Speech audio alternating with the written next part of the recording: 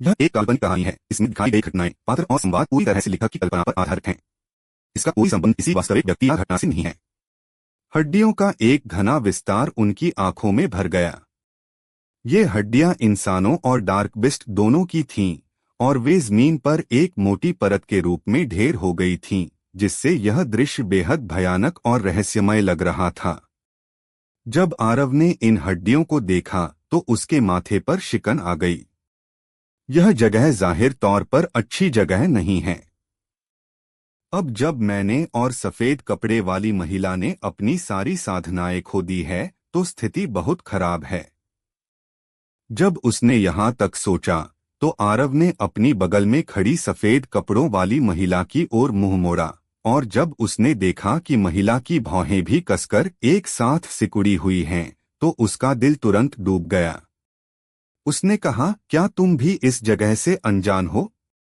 जब उसने आरव को सुना तो उसने उसकी ओर देखा और कहा, तलवार संप्रदाय के अभिलेखों के अनुसार मृत्यु की खाई एक ऐसी जगह है जिसका उपयोग डार्कबिस्ट इंसानों को रोकने के लिए करते हैं। वे सभी इंसान जो बिना अनुमति के महामाया पर्वत में प्रवेश करते हैं, उन्हें डार्कबिस्ट द्वारा मार दिया जाएगा और फिर उन्हें मृत्यु की खाई में फेंक दिया जाएगा। जब वह यहाँ तक बोली तो महिला ने अपनी नज़र चारों ओर घुमाई और धीमी आवाज में कहा, हालांकि यहाँ की स्थिति के आधार पर यह उतना सरल नहीं है जितना कि सतह पर लगता है। आरव थोड़ी देर के लिए चुप रहा और फिर उसने कहा, क्या हम तलवार संप्रदाय के सदस्यों को सूचित करने के लिए ट्रांसमिशन तंत्र का उपयोग कर सकते हैं? महिला ने सिर हिलाया। उसने हल्के से ऊपर लाल धुंध की ओर देखा और फिर उसके अति सुंदर चेहरे पर एक गंभीर भाव आया जब वह बुदबुदाई, यहाँ एक अजीब तरह की ऊर्जा है और यह नियमों की ऊर्जा है। जब वह यहाँ तक बोली तो उसकी आंखों में एक लालसा का निशान दिखाई दिया और फिर उसने उदासीनता से आरव की ओर देखा और कहा, मुझसे मत पूछो कि नियम क्या हैं, क्योंकि अगर मैं तुम्हें बताऊंगी तो भी तुम नहीं समझोगे। तुम इतनी अद्भुत हो, लेकिन क्या तुम अभी भी एक साधारण व्यक्ति नहीं हो? आरव ने अपने होठों पर हाथ फेरा और अपने दिल में थोड़ा नाखुश था। उसका मूल इरादा पूछना था कि नियम क्या हैं, फिर भी अब जब महिला ने इस तरह से बात की थी तो वह इस विचार को छोड़ सकता था। आरव ने उसे शर्मिंदा करने के लिए और मौके नहीं दिए। उसने वह अनंतकोश अंगूठी निकाली जो उसने पहले रक्तहस्त से जब्त की थी, और उसकी गूढ़ ऊर्जा उसमें फैल गई। जब उसने उसके अंदर के खजाने को देखा तो आरव ने तुरंत एक खुश चेहरे का भाव दिखाया। इसके भीतर अकेले ही 30,000 से कम ऊर्जा पत्थर नहीं थे, और ऊर्जा पत्थरों के अलावा लगभग 20 से अधिक खजाने थे। इसके अलावा इन खजानों में एक तलवार भी थी। जब आरव ने इस तलवार को देखा तो वह तुरंत उत्साहित हो गया, क्योंकि यह तलवार वास्तव में एक गूढ़ स्तर की तलवार थी। हालांकि यह केवल एक निम्न श्रेणी की गूढ़ स्तर की तलवार थी, फिर भी यह गूढ़ स्तर पर थी। आखिरकार तलवार संप्रदाय के कई बाहरी प्रांगण के शिष्यों के पास भी गूढ़ स्तर के खजाने नहीं थे। हालांकि इस तलवार के अलावा जो गूढ़ स्तर पर थी, बाकी खजाने उच्च श्रेणी के पीले स्तर के खजाने थे, और इस वजह से आरव थोड़ा निराश हुआ। हालांकि कुछ ही समय बाद वह अब निराश नहीं था, क्योंकि अनंतकोश अंगूठी के भीतर 3 स्क्रॉल थे और वे सभी वास्तव में तकनीकें थीं। वे क्रमशः एक निम्न श्रेणी की गूढ़ स्तर की तकनीक ब्लडथर्स्ट / एक उच्च श्रेणी की पीले स्तर की गति तकनीक गेल स्टेप्स और एक निम्न श्रेणी की गूढ़ स्तर की तकनीक ब्लैक ड्रैगन वेव थे। हर रात की कहानी, हर दिन का धमाका, सिर्फ स्टोरी हंगामा पर। तो अभी सब्सक्राइब करें और बेल आइकन दबाएं, क्योंकि अगली कहानी आप मिस ना कर पाए। आरव को महिला की उपस्थिति के साथ कोई झिझक महसूस नहीं हुई और उसने 3 स्क्रॉल निकाले। जब वह उन्हें देखने वाला था तो महिला ने अचानक कहा, उस गेल स्टेप्स के अलावा तुम अन्य दो तकनीकों की साधना नहीं कर सकते। आरव दंग रह गया और फिर उसने पूछा, क्यों? ये गूढ़ स्तर की तकनीकें हैं। जैसे कि उसने कुछ सोचा हो, आरव ने संदेह से महिला की ओर देखा और कहा, तुमने इन दो गूढ़ स्तर की तकनीकों को पसंद तो नहीं किया, है ना? जैसे ही उसने बोलना समाप्त किया, आरव को अपनी संभावना का और अधिक यकीन हो गया जितना अधिक उसने इसके बारे में सोचा, और वह महिला से थोड़ा दूर चला गया था। जब उसने आरव को सुना और उसकी हरकतों को देखा, तो महिला की पलकें झपक गईं और उसकी छाती अचानक और भी तेजी से ऊपर नीचे होने लगी। लेकिन कुछ ही समय में वह शांत हो गई और उदासीनता से कहा, जैसा तुम्हें पसंद हो वैसा करो। किसी भी तरह से तुम्हें अपनी वर्तमान ताकत के साथ भूत संप्रदाय और तलवार संप्रदाय की नजरों से बचने में सक्षम होना चाहिए। जब आरव ने यह सुना तो वह दंग रह गया। वह भूत संप्रदाय की तलाश को समझ सकता था, लेकिन तलवार संप्रदाय भी उसे क्यों तलाश करेगा? जब उसने देखा कि महिला झूठ नहीं बोल रही थी, तो आरव एक पल के लिए हिचकिचाया और कहा, यह सिर्फ दो निम्न श्रेणी के गूढ़ स्तर हैं। क्या इसकी कोई जरूरत है? महिला का मूल रूप से आरव से बात करने का कोई इरादा नहीं था। हालांकि जब उसने सोचा कि आरव तलवार संप्रदाय का शिष्य था और यह बहुत संभव था कि वह तलवार संप्रदाय की भविष्य की पीढ़ी का अग्रणी व्यक्ति बन जाएगा, तो वह नहीं चाहती थी कि आरव गलत रास्ते पर जाए।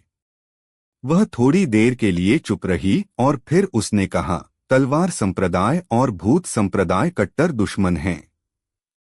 जब तक संप्रदायों के सदस्य एक दूसरे का सामना करते हैं, तो वे आमतौर पर लड़ाई में प्रवेश करते हैं। यदि तुम भूत संप्रदाय की तकनीकों की साधना करते हो, तो तलवार संप्रदाय और भूत संप्रदाय के शिष्य निश्चित रूप से तुम्हें जाने नहीं देंगे, और भूत संप्रदाय तलवार संप्रदाय के सदस्य को अपनी तकनीकों की साधना करने की अनुमति नहीं देगा। सबसे महत्वपूर्ण बात, रक्तहस्त की तकनीकों को एक माध्यम के रूप में रक्त की आवश्यकता होती है, और तुम 10,000 लोगों को मारे बिना इसकी मूल बातों की साधना करने में पूरी तरह से असमर्थ हो जाओगे। लगभग 10,000 लोगों को मारना? आरव थोड़ा संदिग्ध था, इसलिए उसने स्क्रॉल खोला और इसे देखा। जब उसने दो तकनीकों के परिचय को देखना समाप्त कर दिया, तो वह कड़वाहट से हंसने से खुद को नहीं रोक पाया। जैसा कि महिला ने कहा था, इन तकनीकों को एक माध्यम के रूप में रक्त की आवश्यकता होती है, और यदि वह उन्हें उस स्तर तक साधना करने का इरादा रखता था जो रक्तहस्त ने किया था, तो कुछ दसियों हजार लोगों को मारे बिना इसे पूरा करना पूरी तरह से असंभव होगा। वह मारेगा, फिर भी वह केवल उन लोगों को मारेगा जिन्होंने उसे अपमानित किया। जहां तक साधना के लिए मारने का सवाल था, वह ऐसा करने में असमर्थ था। अंत में आरव ने इन दो तकनीकों पर हार मान ली। एक तरफ यह इसलिए था क्योंकि वह इतने सारे लोगों को मारने में खुद को नहीं ला पा रहा था, और दूसरी तरफ वह वास्तव में दोनों संप्रदायों की तलाश से पीड़ित होगा जब उसने इसकी साधना की तो। हालांकि गूढ़ स्तर की तकनीकें महान थीं, उसका जीवन और भी महत्वपूर्ण था। जब उसने आरव के अनिच्छुक और अनिच्छुक चेहरे को देखा, तो महिला ने ठंडे स्वर कहा, यह सिर्फ दो तकनीकें हैं। क्या तुम्हें इतना अनिच्छुक होना होगा? ऐसा नहीं है कि मेरे तलवार संप्रदाय के पास कोई अच्छी तकनीक नहीं है। जब उसने यह सुना, तो आरव क्रोधित हो गया और कहा, यह सुनकर आरव भड़क गया और बोला, क्या तुम हर वक्त तिरस्कार ही कर सकती हो? जानती हो मैंने क्या साधा है? तलवार संप्रदाय की मूल साधना कला और मूल तलवार कला मेरी सबसे बड़ी कला है। ऊर्जा विभाजन तलवार कला, जो मुझे सिर्फ किस्मत से मिली थी, और वह भी हाथ से नकल की हुई जिसमें कोई टिप्पणी तक नहीं थी। क्या तुम्हें लगता है कि यह सब मेरे लिए आसान है? जब उसने आरव को एक क्रोधित बैल की तरह देखा, तो महिला ने उपहास किया और कहा, क्या यह सिर्फ तकनीकें नहीं हैं? जब वह बोली तो उसकी कलाई पलट गई और उसने आरव को एक स्क्रॉल फेंका और कहा, यह एक मध्य श्रेणी की गूढ़ स्तर की तकनीक है, तलवार की अंगुली। जब इसे उच्च स्तर पर साधा जाए तो जब तक गूढ़ ऊर्जा है, तलवार ऊर्जा कभी समाप्त नहीं होगी। आरव का चेहरा लाल पड़ गया, लेकिन मन में वह अत्यंत प्रसन्न था, क्योंकि यह वही कला थी जिसे स्त्री ने रक्तहात के खिलाफ अंतिम युद्ध में प्रयोग किया था। जब उसने उस आकाश ढकती तलवार ऊर्जा को याद किया तो वह रोमांचित हो उठा और बोला, मध्यम स्तरीय गूढ़ स्तर, अब मेरे पास भी गूढ़ स्तर की कला है। वह कैसे न उत्साहित होता। बाह्य प्रांगण के बुजुर्ग जैसे बुजुर्ग कियान के पास भी मध्यम स्तरीय गूढ़ स्तर की कला नहीं थी। आरव की आंखें चमक उठीं। उसने ग्रंथ खोला और देखा। फिर उसने स्त्री की ओर देखा और पूछा, क्या ये टिप्पणियां तुम्हारी हैं? स्त्री ने उसकी ओर देखा लेकिन कुछ नहीं बोली। आरव नाराज नहीं हुआ। उसने मुस्कराकर कहा, धन्यवाद। ये शब्द दिल से निकले थे, क्योंकि गूढ़ स्तर की तकनीकें बेहद कीमती थीं, फिर भी इस महिला ने उसे देने में कोई झिझक नहीं दिखाई थी। इसके अलावा यह एक ऐसी तकनीक थी जिसमें व्याख्याएं थीं। दूसरे शब्दों में, जब वह भविष्य में इस तकनीक की साधना करेगा तो वह निश्चित रूप से आधे प्रयास के साथ दोगुना परिणाम प्राप्त करने में सक्षम होगा। स्त्री ने शांत स्वर में कहा, इसे मेरी कृतज्ञता समझो, क्योंकि तुमने मेरी जान बचाई थी। और फिर उसने कुछ सोचा और कहा, उस रक्तहस्त की खूनी खंजर का उपयोग मत करो। जब आरव ने यह सुना तो वह दंग रह गया। मैं लगभग उस खूनी खंजर को भूल गया था। अपनी कलाई के एक फ्लिप के साथ खूनी खंजर उसके हाथ में दिखाई दिया। जैसे ही यह दिखाई दी, खून की तीखी बदबू का एक किनारा उस पर हमला किया। आरव ने माथे पर शिकन डाली और उसने खून की उस बदबू को जबरदस्ती सहन किया, क्योंकि उसने इसे ध्यान से देखा। उसके हाथ में खूनी खंजर लंबाई 1 मीटर से अधिक और चौड़ाई लगभग 5 उंगलियों की थी और हैंडल पर कई खोपड़ी अंकित थीं। तलवार का रंग लाल था, जैसे कि इसे ताजे खून से गढ़ा गया था, और जब उसने इसे ध्यान से स्कैन किया तो आरव को पता चला कि इस खंजर के भीतर लाल तरल वास्तव में बह रहा था। वह एक मध्य श्रेणी का गूढ़ स्तर का खजाना है। महिला ने आरव के हाथ में खूनी खंजर को देखा और उसने धीमी आवाज में कहा, यह एक ऐसा खजाना है जो बढ़ सकता है। अपनी वर्तमान स्थिति के आधार पर यह कुछ दसियों हजार लोगों के खून पीने के बाद गूढ़ स्तर के शीर्ष श्रेणी में आगे बढ़ने में सक्षम होना चाहिए। मध्य श्रेणी का गूढ़ स्तर। आरव की आंखें चमक उठीं। क्या खजाना है? हालांकि युद्ध में साधना स्तर जितना महत्वपूर्ण है, उतनी ही तकनीकें और खजाने भी समान रूप से महत्वपूर्ण थे। जब उसने आरव की आंखों को चमकते हुए देखा तो महिला ने धीमी आवाज में कहा, इस खूनी खंजर ने मेरे तलवार संप्रदाय के अनगिनत शिष्यों को मार डाला है, इसलिए यदि तुम इसका उपयोग करते हो तो मैं तुम्हें निश्चित रूप से मार डालूंगी। जब आरव ने यह सुना तो उसकी मुस्कान तुरंत रुक गई और उसने कहा, क्या तुम मुझे धमकी दे रही हो? उसका सिद्धांत था कि यदि दूसरे उसका सम्मान करते हैं तो वह दूसरों का सम्मान करेगा, और यदि दूसरे उसे धमकी देते हैं तो चाहे वह कोई भी हो, वह उस व्यक्ति को एक दुश्मन मानेगा। तो क्या अगर मैं हूं? तो क्या अगर मैं नहीं हूं? महिला ने आरव को देखा जैसा कि वह शांति से बोली। आरव ने खूनी खंजर को दूर रखा और कहा, यदि तुम हो तो हम दुश्मन हैं, और मैं अपने दुश्मनों के प्रति कोई दया नहीं दिखाऊंगा, भले ही वह दुश्मन एक सुंदरता या तलवार संप्रदाय का एक शिष्य हो। जैसे ही उसने बोलना समाप्त किया, आरव ने पहले ही मारने का इरादा जगा लिया था। महिला को नहीं मारने के कई कारण थे, लेकिन उसे मारने के कारण उनसे अधिक थे। उदाहरण के लिए, महिला उसके कुछ रहस्यों को जानती थी और सिर्फ यह अकेले ही उसे मारने के लिए पर्याप्त कारण था। यह उल्लेख नहीं करना कि उसने उसे धमकी भी दी थी।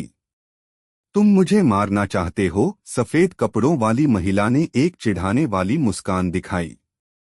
दोस्तों, स्टोरी को लाइक, शेयर व सब्सक्राइब कर दिया करो जिससे मुझे मोटिवेशन मिलता है। आरव का दिल दहल गया। उसे उम्मीद नहीं थी कि वह वास्तव में उसके द्वारा नोटिस कर लिया जाएगा। उसने लंबे समय तक महिला को देखा, फिर बोला, चाहे कुछ भी हो, मुझे तुम्हें बचाने वाला माना जा सकता है। तुम इससे इनकार नहीं करोगी, है ना? तुमने मुझे बचाया। महिला ने इनकार नहीं किया। आरव ने बात जारी रखी और कहा, मुझे यह उम्मीद नहीं है कि तुम आभारी महसूस करोगी, लेकिन मैं यह उम्मीद नहीं करता कि जिसे मैंने बचाया वह कृतघ्न हो। तलवार संप्रदाय में तुम्हारी स्थिति कम नहीं है और तुम्हारी शक्ति बहुत जबरदस्त है। तुम्हारी पसंद और तुम्हारे काम करने के सिद्धांत, ये सब तुम्हारी समस्याएं हैं, जबकि मुझे किसी की जरूरत नहीं है कि वह मुझे बताए कि कैसे काम करना है या मुझे क्या करना चाहिए। ऐसा नहीं था कि वह उस पर हमला नहीं करना चाहता था, लेकिन उसने जब उसकी मजाक भरी मुस्कान देखी तो उसने हार मान ली। आरव को विश्वास नहीं था कि महिला के स्तर का एक विशेषज्ञ किसी भी जीवन रक्षक क्षमता को नहीं रखता। इसके अलावा वे वर्तमान में एक निराशाजनक स्थिति में थे और वह उनके बीच आंतरिक कलह पैदा नहीं करना चाहता था। महिला थोड़ी देर के लिए चुप हो गई, फिर बोली, तुम तलवार संप्रदाय के एक शिष्य हो, इसलिए तुम्हारे लिए भूत संप्रदाय के एक खजाने का उपयोग करना अच्छा नहीं है जो तलवार संप्रदाय के शिष्यों के खून से ढका हुआ है। आरव ने कहा, मैं तलवार संप्रदाय का शिष्य नहीं हूं। मैं सिर्फ एक श्रम शिष्य हूं। और एक श्रम शिष्य को तलवार संप्रदाय का शिष्य नहीं माना जाता है। उससे तुम्हारा क्या मतलब है? महिला ने आरव को देखा और धीमी आवाज में कहा। आरव ने कहा, ज्यादा कुछ नहीं। मैं बस इतना चाहता हूं कि कोई मुझे यह न बताए कि क्या करना है। बेशक अगर तुम्हें यह पसंद नहीं है तो जब हम इस जगह से निकल जाएंगे तो मैं महाचिन साम्राज्य लौट जाऊंगा। वैसे भी मैं एक आत्मतंत्री हूं और मुझे अपने भविष्य के बारे में चिंता करने की जरूरत नहीं है। वह तलवार संप्रदाय को इसलिए नहीं छोड़ना चाहता था क्योंकि वह अपना गुस्सा निकालना चाहता था। इसके अलावा अगर उसके पास उसके पीछे एक संप्रदाय होता तो जब वह भविष्य में दुनिया में घूमेगा तो उसके पास एक सुरक्षा होगी। हालांकि अगर उसके सामने यह महिला छोटी सोच वाली थी और उनके जाने के बाद उसके लिए परेशानी पैदा करती तो उसके पास जाने के अलावा कोई विकल्प नहीं होगा। संप्रदाय के साथ धोखा करने की सजा मौत है, महिला धीमी आवाज में बोली। आरव ने सिर हिलाया और कहा, मेरे ज्ञान के अनुसार श्रम शिष्य केवल वे लोग हैं जिन्हें तलवार संप्रदाय ने संप्रदाय को साफ करने के लिए नश्वर दुनिया से भर्ती किया है और श्रम शिष्यों के नाम तलवार संप्रदाय के नाम पंजी में दर्ज नहीं हैं। दूसरे शब्दों में, मैं तलवार संप्रदाय का शिष्य नहीं हूं। चूंकि मैं तलवार संप्रदाय का शिष्य नहीं हूं तो मैं इसे कैसे धोखा दे सकता हूं? महिला चुप हो गई। अगर यह कोई और व्यक्ति होता और भले ही वह बाह्य प्रांगण रैंकिंग पर उन असाधारण प्रतिभाशाली लोगों में से एक होता जो ये शब्द बोलता, तो वह घृणा और उपहास के साथ हंसती। हालांकि आरव नाम का यह व्यक्ति अलग था। उसके पास स्वर्णतत्व गूढ़ ऊर्जा थी और वह एक आत्मतंत्री था। इसके अलावा उसकी ताकत मृत्युलोक के विशेषज्ञों में सबसे मजबूत थी जिसे उसने अपने जीवन काल में देखा था। अगर ऐसा कोई शिष्य तलवार संप्रदाय को छोड़ देता है तो यह तलवार संप्रदाय का नुकसान होगा। जब उसने यहाँ तक सोचा तो महिला ने कहा, मुझे तुम्हारे निजी मामलों की परवाह करने में कोई दिलचस्पी नहीं है। अगर तुम्हें भूत संप्रदाय द्वारा तुम्हारा पीछा करने का डर नहीं है तो उस खूनी खंजर का उपयोग करो। जब आरव ने महिला को समझौता करते देखा तो उसके चेहरे पर मुस्कान आ गई और उसने कहा, मैंने कभी भी इस खूनी खंजर का उपयोग करने का इरादा नहीं किया। मैं तलवार कौशल का अभ्यास करता हूँ, तो मैं एक तलवार का उपयोग कैसे कर सकता हूँ? जब उसने उसकी बात सुनी तो महिला को समझ आ गया। इस मृत्युलोक के साथी ने उसके प्रति हत्या करने का इरादा जगाया था और संप्रदाय छोड़ने के बारे में बात की थी क्योंकि उसने उसे धमकी दी थी। जब उसने यहाँ तक सोचा तो महिला ने आरव को देखा और अपने दिल में कहा, मैंने कभी उम्मीद नहीं की थी कि मृत्युलोक के एक गूढ़ व्यक्ति में वास्तव में इतना अदम्य चरित्र और संकल्प होगा। मैंने अभी अभी उसे कम आंका। आपस में झगड़े से निपटने के बाद आरव ने आसपास का जायजा लिया। शायद ऐसा इसलिए था क्योंकि लगभग रात हो गई थी, आसपास की दृश्यता लगातार कम हो गई थी। बेशक भले ही दिन का समय होता, उनकी दृष्टि की सीमा 100 कदमों से ज्यादा नहीं पहुंच पाती, जबकि लाल रंग की धुंध यहाँ मौजूद थी। अगर हम यहाँ बस बैठे रहेंगे तो यह निश्चित रूप से काम नहीं करेगा। क्या तुम्हारे पास कोई योजना है? आरव ने पूछा। नहीं, महिला का जवाब बहुत सीधा था। आरव ने कभी भी उम्मीद नहीं की थी कि उसके पास कोई योजना होगी। वह दक्षिण की ओर चला, फिर भी उसने देखा कि अभी भी उसके सामने का क्षेत्र धुंध से ढका हुआ था, जबकि जमीन अभी भी हड्डियों से ढकी हुई थी। वह रुक गया और फिर वह वहां लौट आया जहां से उसने शुरू किया था और कहा, हमारे पास यहाँ भोजन नहीं है, नहीं हमारे पास पानी है। अगर यह चलता रहा तो हम निश्चित रूप से आसपास के कंकालों के एक सदस्य में बदल जाएंगे। भले ही वे दोनों गूढ़ व्यक्ति थे, फिर भी उन्हें खाने और पीने की जरूरत थी, खासकर मौजूदा परिस्थितियों में जहां उनकी साधना दबी हुई थी। क्या तुम्हारे पास कोई योजना है? महिला ने पूछा।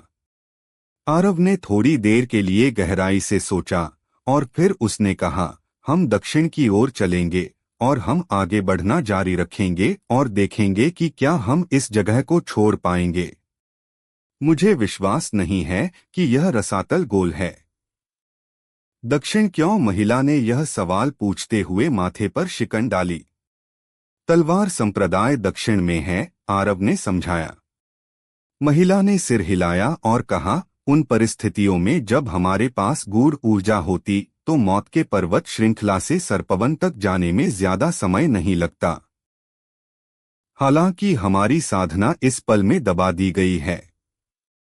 भले ही हम दक्षिण की ओर चलकर सरपवन के बाहर कहीं से भी बाहर निकलने में सक्षम हों, लेकिन 10 दिनों से ज्यादा के समय के बिना इसे पूरा करना निश्चित रूप से असंभव होगा। क्या हम 10 दिनों से ज्यादा समय तक बिना खाए पिए जीवित रह सकते हैं? आरव हंस पड़ा और कहा, तुम्हें इसके बारे में चिंता करने की जरूरत नहीं है, मेरे पास एक तरीका है। जैसे ही वह बोला, उसने अपने दिल में आज्ञा दी और उस 9वें दर्जे के डार्क बिस्ट को बुलाया। भूरा भेड़िया आरव द्वारा बुलाए जाने से बहुत नाखुश था और उसने आरव को गुस्से से देखा, क्योंकि जब वह उसके अंदर था तो वह उसके लिए बहुत आरामदायक था। सफेद कपड़ों वाली महिला 9वें दर्जे के डार्क बिस्ट को देखकर चौंक गई। उसने डार्क बिस्ट पर एक नजर डाली, इससे पहले कि उसने आरव पर गहराई से नजर डाली। जब उसने भूरे भेड़िए को उसे घूरते हुए देखा तो आरव थोड़ा गुस्सा हो गया और उसने गुस्से में कहा, क्या घूर रहे हो? जैसे ही वह बोला, उसने दक्षिण की ओर इशारा किया और कहा, हमें उस दिशा में ले जाओ, वरना बस भाड़ में जाओ। मैं मुफ्त में रहने वाले लोगों को नहीं खिलाता। जब उसने आरव की बात सुनी तो भूरा भेड़िया लंबे समय तक हिचकिचाता रहा, फिर भी उसने अंत में समझौता कर लिया। वह उस जगह को नहीं छोड़ना चाहता था जो ऊर्जा से भरी हुई थी, और वह उस छोटे से साथी को गुस्सा नहीं दिलाना चाहता था। जब उसने भूरे भेड़िए को समझौता करते देखा तो आरव भूरे भेड़िए की पीठ पर उछल पड़ा और फिर उसने महिला को देखा और कहा, ऊपर आओ। इसके साथ हमें खुद चलने की जरूरत नहीं है। महिला ने भूरे भेड़िए पर एक नजर डाली और फिर वह आरव के पीछे उतरने के लिए उछल पड़ी। वह आरव से थोड़ी दूर उतरी थी और इससे आरव थोड़ा निराश हो गया। उसने मूल रूप से महिला को अपने सामने बिठाने का इरादा किया था और फिर महिला को गले लगाकर वह भेड़िए को तेजी से आगे बढ़ने के लिए कहता। दुर्भाग्य से यह योजना पूरी होने से पहले ही खराब हो गई। उसने भूरे भेड़िए को थपथपाया और वह समझ गया कि उसका क्या मतलब था। सु यह एक भूरे रंग की छाया में बदल गया जो आगे बढ़ा। भूरा भेड़िया लगभग 2 घंटे तक तेजी से भागा। पूरे रास्ते जमीन पूरी तरह से हड्डियों से ढकी हुई थी। इसने आरव और महिला के भावों को गंभीर कर दिया। भूरे भेड़िए की गति के साथ यह 2 घंटों में 150 किलोमीटर से ज्यादा की दूरी तय करने में सक्षम था। हालांकि 150 किलोमीटर से ज्यादा की यह दूरी हड्डियों से ढकी हुई थी। इससे उन दोनों को अपने दिलों में झटका लगा और उन्होंने सोचा कि यहाँ वास्तव में कितनी जानें दफन थीं। इसके अलावा यह इसका अंत नहीं था। जब भूरा भेड़िया 1 और घंटे के लिए तेजी से भागा तो आकाश पहले ही पूरी तरह से काला हो गया था और उनके आगे घना काला अंधेरा फैला हुआ था। आरव इसके प्रति असहाय था और वह केवल भूरे भेड़िए को रुकने के लिए कह सकता था। उसने एक चांदनी पत्थर निकाला और उसने आगे देखते हुए अपनी भौहें कसकर सिकोड़ लीं। यह मृत्यु रसातल बहुत रहस्यमय था। पूरे रास्ते की जमीन हड्डियों से ढकी हुई थी और यहाँ तक कि वह लाल धुंध भी थी, जिससे यह पूरी तरह से एक रहस्यमय आभा में ढका हुआ था। भले ही पूरे रास्ते में उन्होंने जो हड्डियां और धुंध देखी, उनके अलावा उन्हें धमकी देने वाला कुछ भी दिखाई नहीं दिया था, लेकिन आरव को लगातार यह महसूस हो रहा था कि कुछ बुरा होने वाला था। इस बीच महिला ने अचानक पूछा, तुमने इस 9वें दर्जे के डार्क बिस्ट को कैसे वश में किया? वह इस मामले से बहुत हैरान थी। आखिरकार डार्क बिस्ट्स की मनुष्यों के प्रति बिल्कुल भी अच्छी धारणा नहीं थी और उन्हें एक इंसान के सामने प्रस्तुत करना व्यावहारिक रूप से असंभव था। फिर भी आरव के पास वास्तव में 2 डार्क बिस्ट्स थे और ये दोनों डार्क बिस्ट्स उसकी हर बात मानते थे। अगर उसने इसे अपनी 2 आंखों से नहीं देखा होता तो वह निश्चित रूप से इस पर विश्वास नहीं करती। आकर्षण। जब मैं उससे भेड़िया घाटी में मिला तो वह मेरे आकर्षण से वश में हो गया। उसके बाद उसने मुझे छोड़ने से इनकार कर दिया। ठीक इसी तरह वह मुझसे जुड़ गया। आरव ने आसपास का जायजा लिया क्योंकि उसने लापरवाही से एक बहाना बनाया। क्या मैं बहुत मूर्ख लगती हूँ? महिला एक सपाट आवाज में बोली। आरव ने कहा, मुझे लगता है कि तुम्हें इस बात की चिंता करनी चाहिए कि हम इस जगह को कैसे छोड़े, न कि यह भूरा भेड़िया मेरे साथ क्यों है। तुम्हारी शक्ति इतनी जबरदस्त है और तुम्हारा ज्ञान इतना विशाल है, तो क्या ऐसा हो सकता है कि तुम्हारे पास बिल्कुल भी कोई विचार न हो?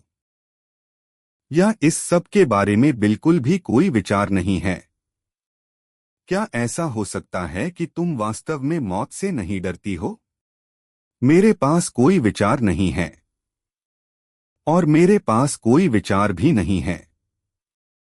क्या तुम वास्तव में मौत से नहीं डरती हो? आरव ने इस सवाल को पूछते हुए महिला को देखा।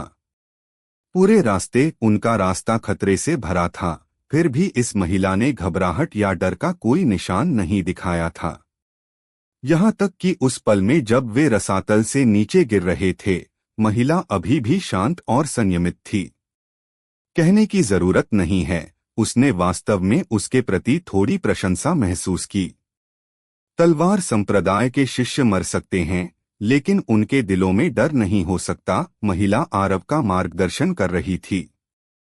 आरव ने आंखें घुमाई और कहा, अगर तुम यह कहना चाहती हो कि मैं मौत से डरता हूं, तो इसके बारे में स्पष्ट रहो। तुम मौत से नहीं डरते क्यों? आरव ने उत्सुकता से पूछा।